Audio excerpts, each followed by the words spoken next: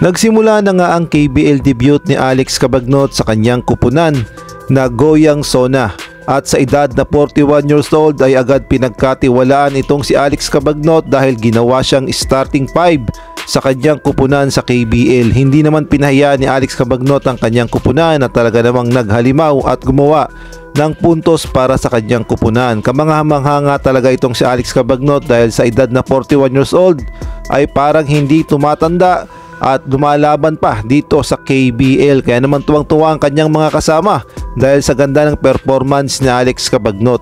Siya nga ay kumamada ng 13 points, 4 rebounds, 1 assist sa loob ng 26 minutes.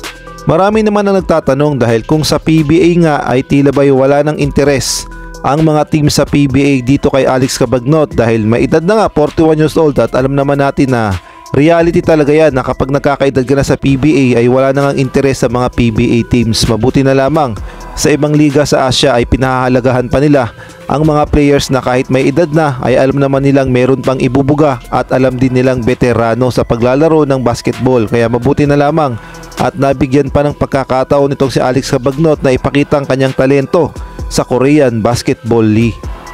Sa ibang balita naman, kung dati nga itong si Maverick Ahan Misi ay hindi man lang mapansin sa nangyayaring PBA All-Star. Partikular na sa nangyaring ang PBA All-Star na ginanap sa May Pasig, Iloilo kung saan dito nga ay naisnab ang pangalan ni Maverick Ahan Misi. Ito kasi yung mga nakapasok na PBA All-Star sa May Pasig, Iloilo. Sa team scouting nga nakapasok si Christian Stan Hardinger, CJ Perez, Calvin Abueva, Robert Bolick, Arvin Tolentino, Kevin Alas, Jason Castro, Stanley Pringle, Marcio Lassiter, Mark Baroka at si James Yap. Samantalang sa team Japet naman nakapasok si Junmar Pajardo, Jamie Malonzo, Chris Newsam, Roger Pugoy, L.A. Tenorio, Mikey Williams, Paul Lee, Jeremiah Gray, Gian Mamuyak, Nards Pinto, Terence Romeo. At wala nga dito ang pangalan ni Maverick Ahan Misi. Kaya naman aminado siyang nagtampo nga noon si Maverick Ahan Misi at sabi niya nga ay wala siyang pake sa PBA All-Star.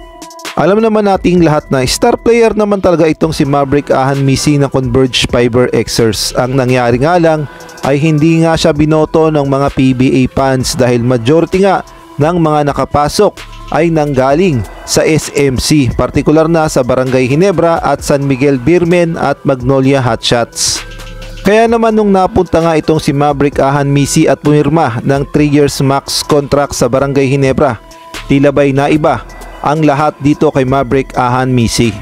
Kung dati kasi ay hindi siya napapansin, ngayon nga ay instant star player na itong si Maverick Ahan Misi ng Barangay Ginebra at kasama pa siya sa PBA All-Star sa Bacolod 2024. At narito kasi yung mga listahan ng mga PBA All-Star na posibleng pasok na sa PBA All-Star sa Bacolod. Number 1 nga dyan si Japet Aguilar, pangalawa si Scottie Thompson, pangatlo si Christian Stan Hardinger, pang-apat si L.A. Tenorio, pang-5 si Jamie Malonzo, pang-6 si Abay Junmar Pajardo, at pang-7 eto nga si Maverick Ahan Misi ay kasama na, at pang-8 si Stanley Pringle, pang-9 si CJ Perez at pang-10 ay itong si Arvin Tolentino. Halos majority nga ng mga nakapasok ay nanggaling sa SMC at kasama na nga dyan si Maverick Ahan Misi. Marami nga ang nagsasabi na simula nga daw nung nakapasok na itong si Maverick Ahan Misi sa SMC, partikular na sa kanyang mother team na Barangay Ginebra, aba, tila ba'y nadala siya ng Barangay Ginebra sa tugatog ng tagumpay sa pagiging All-Star dahil pasok na nga siya sa PBA All-Star voting na mangyayari sa Bacolod. Kaya naman malaking bagay talaga ang Barangay Ginebra para dito kay Maverick Ahan Misi.